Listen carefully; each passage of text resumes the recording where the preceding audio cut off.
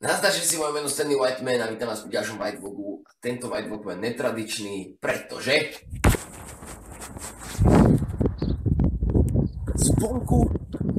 dneska je extrémne pekné počasie, teda extrémne počasie po zime. Slnečko svieti, aj keď všade zima ako hovado. Ráno bola to šimula. A či by som sa takto porozprávať.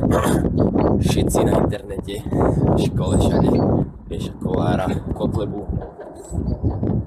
Na čo? Pokiaľ niečo zmenia v parlamente, tak to bude dobré. A pokiaľ nezmenia, tak budú len jedni z ďalších. Čiže na týmto sa absolútne netreba zamýšľať. Ja dúfam, že také pekné dni budú už odteraz stále. Normálne mi to spravilo pekné ráno.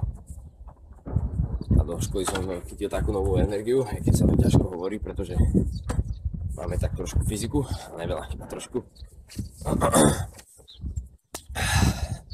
A plánujem takéto vlogy robiť tak častejšie teraz. Teda pokiaľ sa naskytne hodná príležitosť a nebudú ľudia dohľadne, ktorí by spozreli, hej, ten debil sa natáča po ceste. Dúfam, že to bude dobre počuť, pretože trošku fúka.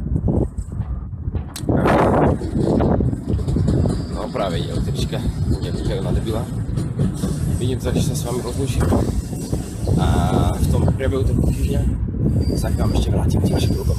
Takže nazdar.